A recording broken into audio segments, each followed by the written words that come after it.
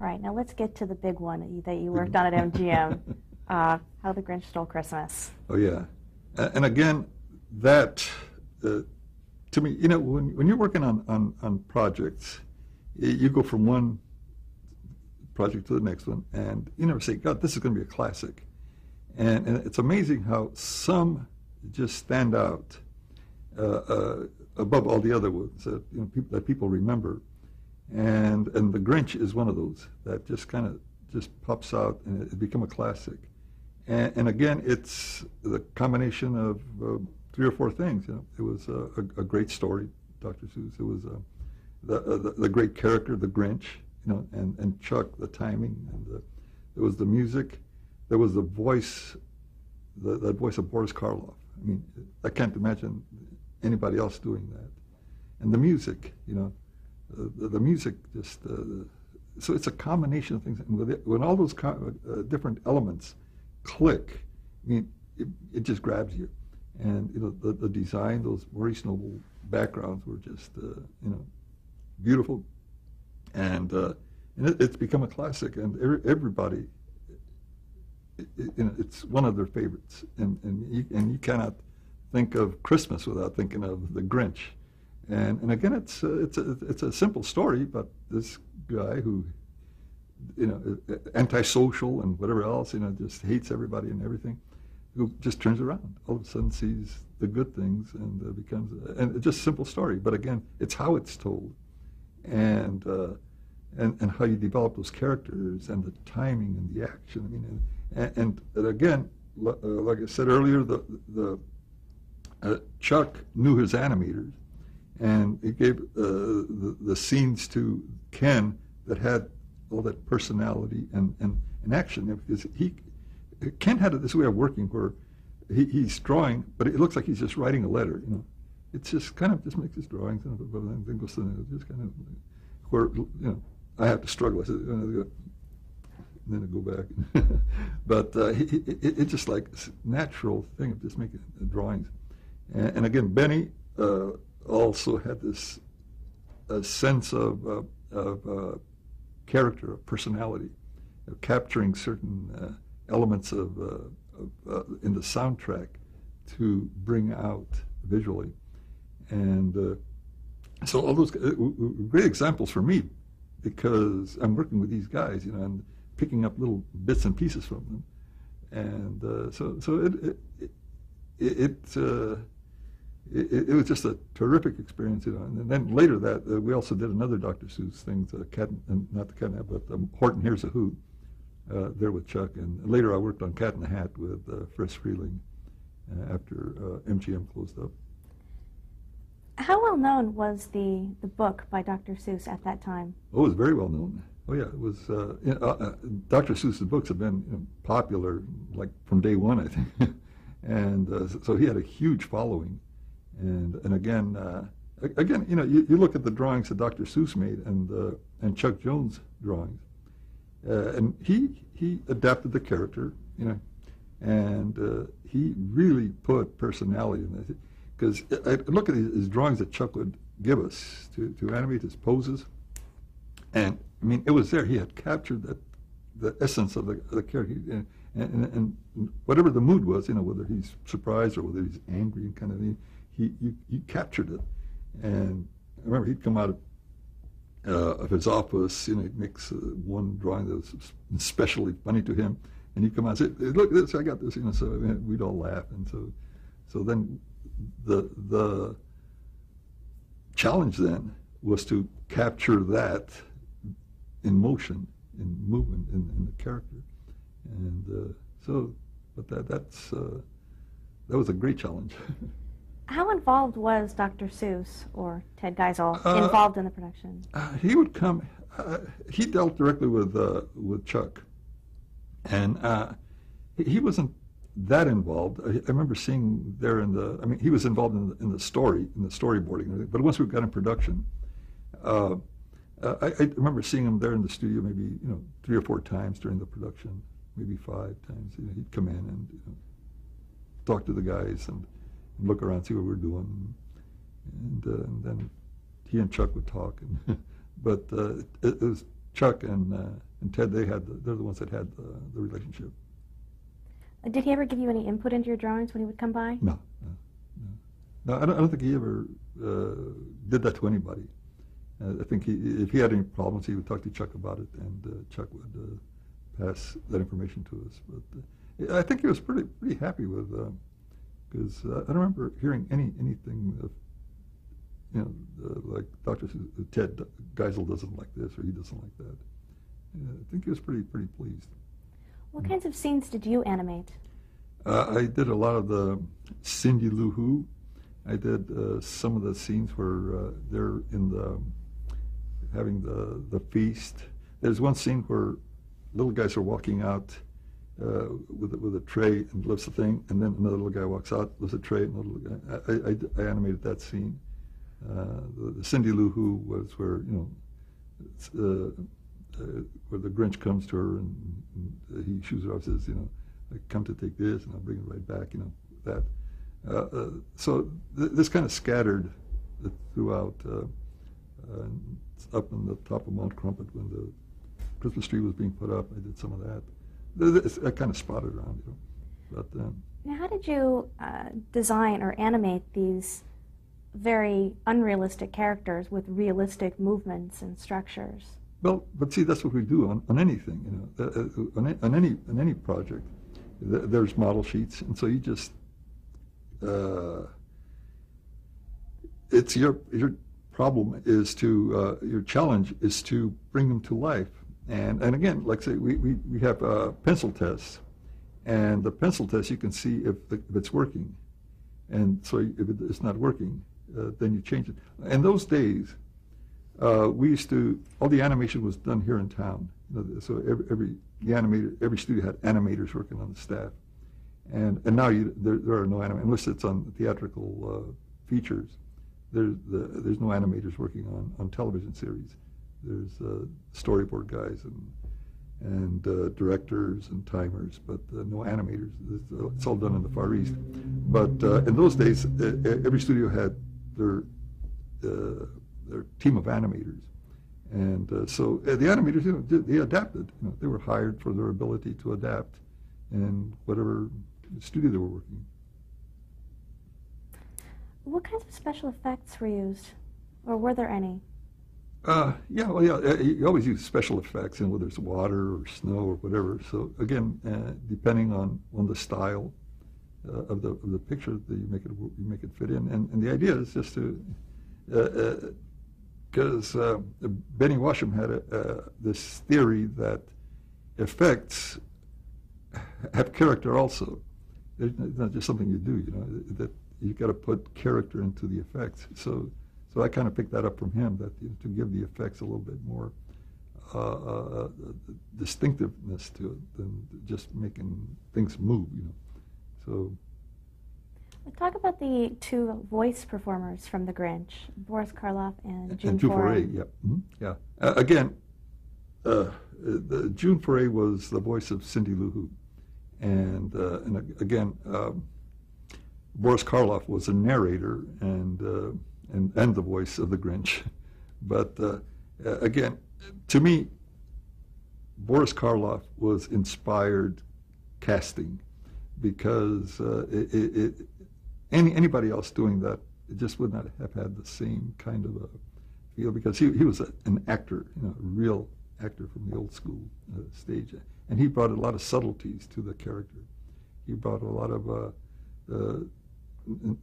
things meaty things that you could do with the character that I enjoyed. So, but to me, that's inspired casting. Did you interact with them much? No.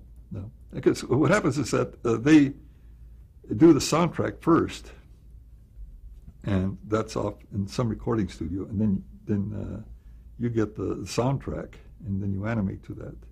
And so, no, we didn't interact with them at all. And if there's any pickup lines, later on, Chuck would go off somewhere and record those lines. But there was nothing where they would come to the studio and say, "What are you doing to my character?" Talk about the songs by Albert Hague. Yeah. Yeah. How important do you think they were? Well, true. To the success? I mean, that was part of the combination. You know, you're a mean one, Mr. Grinch. I mean, that stays with you. I mean, those songs stay with you, and if so, it's that combination that clicks, and again, that's one show that had it. But again, I mean, it was critical. How long did it take to produce The Grinch?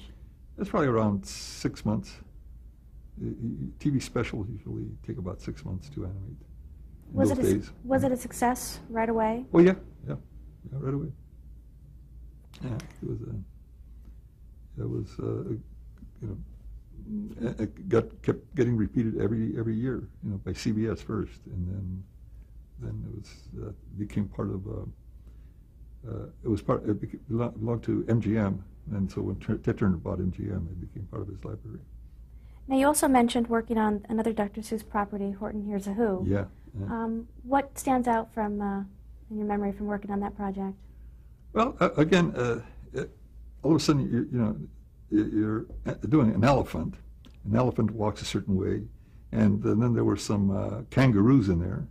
And so, how do they move? They hop, So how do you make them move? Then there's another little world, who's, they're way off in in a different little world. So again, those worlds that Dr. Seuss created, I mean, they were magical, and just bringing them to life and making them entertaining, was a challenge. That's what I enjoyed, making these characters move. And so. When did you leave MGM? The studio closed in 1969, about toward the end of '69, and then so everybody kind of split up, and then from there I went to work with at UPA, working on a Mr. Magoo special, Uncle Sam Magoo, with that Abe Levitow was directing. And see, Abe Levitow had been one of Chuck's animators back at Warner Brothers, and Abe was the director on the Phantom Toll Booth. So that's where I got to know him. And Abe was just a terrific guy. I mean, he was a real gentle giant. I mean, he was a big, tall guy, but such a wonderful person. I mean, he was really one of the nice guys, and very, very talented, very, very talented. So and he had worked at UPA before, so when MGM closed, he went over to UPA and to direct that one special. What kind of a production company was UPA? What sort of projects had they done? Oh, they were one of the big studios back in like the late 40s and 50s. They were very avant-garde. They did Mr. Magoo. They did Gerald McBoing Boing. They were the anti-Disney, because Disney was this full animation kind of cute characters and stuff, where UPA was kind of very in the design, in kind of the how you tell a story that's a little bit offbeat in the character, not the full animation, but they had a unique style, and they had some terrific talent there, but it was a different style of animation. Describe the Mr. Magoo character. Yeah, again, he's nearsighted, and again, there had been a lot of Mr. Magoo done by the time I got there, so his character had been pretty well developed. So the idea was to stay within those guidelines of how to move him and how to make him act, how to react. And so again, it was working with a classic character, and he is a classic character to this day. Who was he modeled after? There's an artist called Leo Salkin that I guess he worked at UPA at the time, and he had the bald head and kind of like squinty eyes, but he was a great designer, animator. He was a really good guy, and but you'd see Leo, you'd see Mr. Magoo. And again, it's guys having fun. Now, didn't you also work at J. Ward Productions during this era? Yeah, it was like in the '60s, and I was freelancing. I worked on George of the Jungle, and some of the main titles on George of the Jungle and some of the episodes. But that was again, like Jay had come from that San Francisco doing Crusader Rabbit, along with Alex Anderson and Bob Mills and John Sperry, those guys. And John Sperry came to L.A. and worked at Disney's, and later he worked for me directing some Garfields. Bob Mills stayed up there in the Bay Area. Alex Anderson worked in advertising agencies, but Jay came down here and he did Rocky Bullwinkle, went on to greater success. How did the J. Ward style of animation differ from others? Again, it's a limited animation, and a lot of the early J. Ward stuff was done in Mexico. They opened up a studio in Mexico City and sent some directors over there to kind of oversee it, like George Singer and guys like that. And but again, it's very simple animation, and the animation sometimes was somewhat erratic, but it didn't matter because it had terrific stories and terrific voices where you get caught up in the character. And see, that's the secret. The technique is not the important thing. It's characters and the stories. And Jay nailed that. It's you don't need all that fancy animation, the full animation, to really say that it's going to be a great series. It's the character. I mean, you remember those characters and how silly the stories were, and the timing. And Drew Ferret again was the voice of Natasha in that, and they had some great voices and great storytellers. How well did you know Jay? Not too well, because when I worked there, I was just one of the animators, and in fact I was freelancing, so I was working at home, and I just deliver my stuff in and pick up some more work from the directors. So I really never got to know him until afterwards, when I already had my studio, and I approached him about doing some more Rocky and Bullwinkles. But he says, "Nah," he says, "I already did some, and I don't think that any more should be made." So he was very nice. He was very nice about it, but I can understand his reaction. Now, later you worked for DePatie-Freleng Productions. Yes. What sort of projects did you work on there, and how did that come about? Well, I worked with DePatie-Freleng. DePatie-Freleng was Frisch Freleng, who had been one of the big Warner Brothers directors, along with Chuck Jones and Tex Avery and Bob McKimson. And so when Warner Brothers broke up, he partnered with Dave DePatie, who and they started DePatie-Freleng, and so when Warner Brothers broke up, I was working at not Warner, when MGM closed up, and after I finished that job, Mr. Magoo, then they got a Dr. Seuss special to animate. So then they hired some of the animators that had worked on Horton Hears and the Grinch, and so I was one of them that went to work over there. And so I not only worked on the Cat in the Hat, but I also worked on Mr.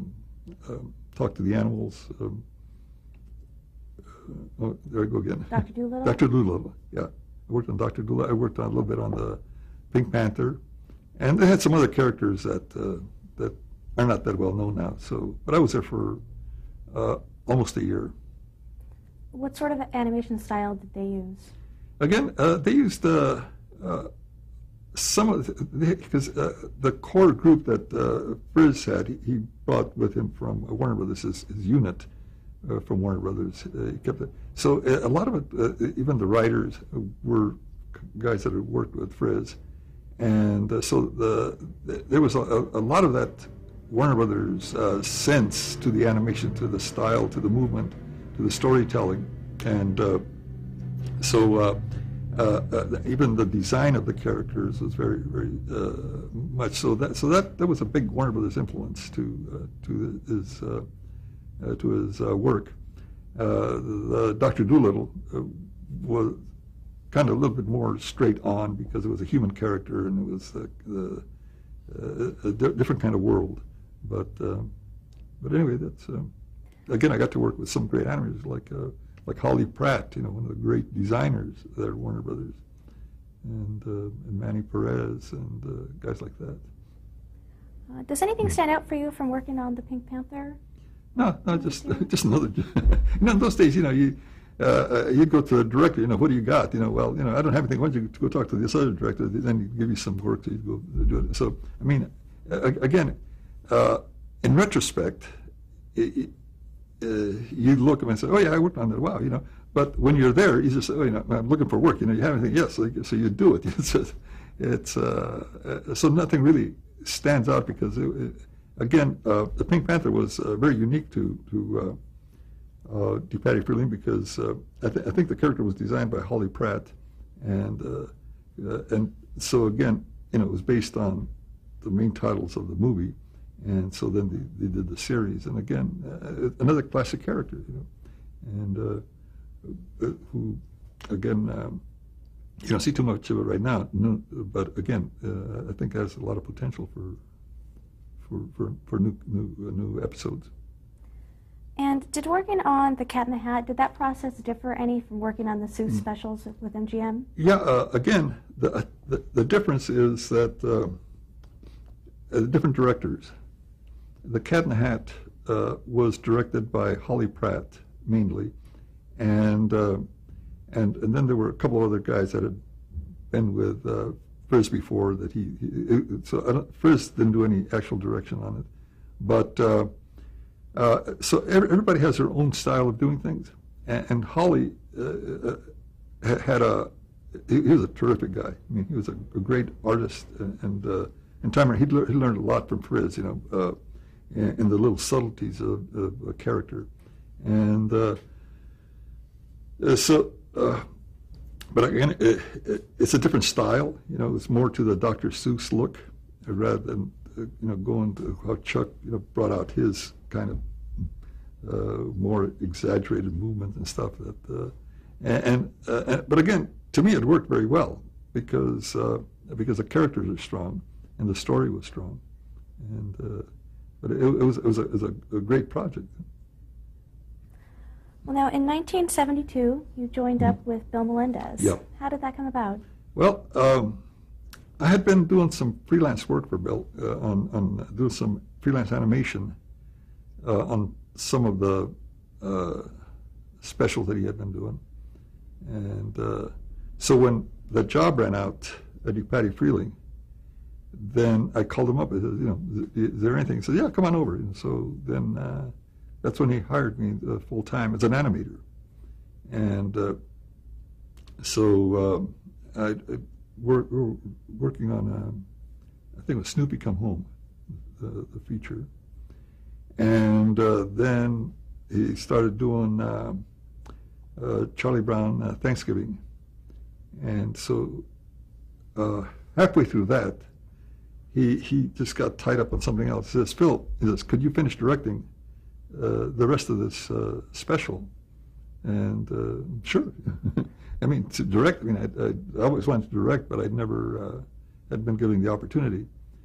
And so I just went ahead and did it, just following, because he had his own way of working, and he kind of ran through, he says, working on bar sheets and timing things out a certain way and stuff. So, I just followed the way he had, the system he had set up.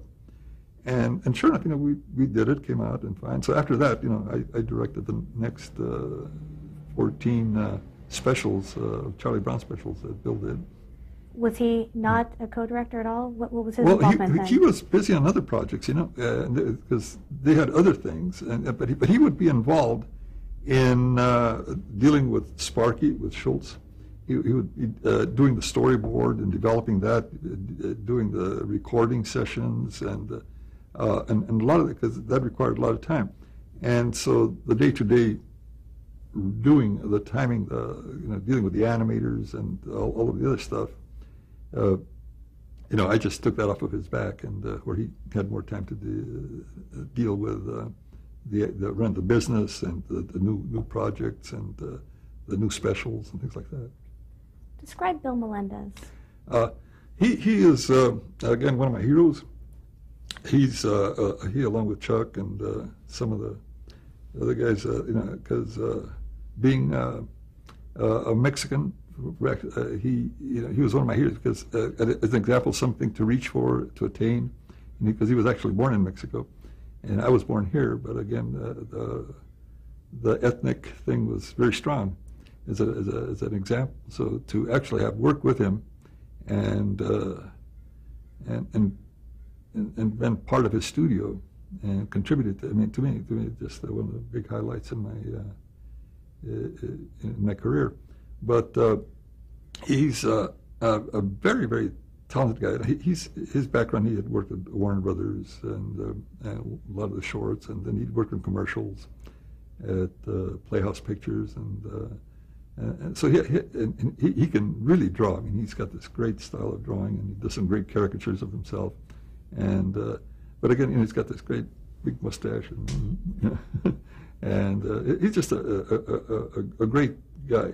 And so, like I said earlier, that when I set out to start my own studio, I patterned it after his studio and after Chuck Jones' studio, because those to me were the most fun, where I enjoyed not only creatively but also dealing with the people and the artists and that. So, and it seemed to have worked out for me, because you have to make a place that's artist friendly, where they can feel they can create to their best efforts. Before you joined his company, had you seen any of the previous Peanuts specials? Oh yeah, oh absolutely. What did you think of them? The first one was that Christmas special, and again, I mean, that made a big hit right off the bat, because again, these little characters. These Peanuts characters, I don't think were drawn to be animated, because they're very flat. The only one that is animatable is like Snoopy, because you can actually turn him around. The other characters are, very either look this way or look from the front or three quarters, but there's or sideways. But again, there's some poses where they don't look that good, so you have to design them to where you maximize their strength, the way Sparky drew them, and again, it's a challenge, and they have little feet, and they don't have the feet where they actually do very elaborate walks, just little, and so to bring those elements in, I was just enthralled at the way how Bill solved those problems, and how he and then the style of the backgrounds, they had a nice watercolory, rich look to them, and and then his timing, how he brings out the best in his storytelling, and then of course Vince Guaraldi's music, was very, very distinctive. We'll stop right there to change tapes.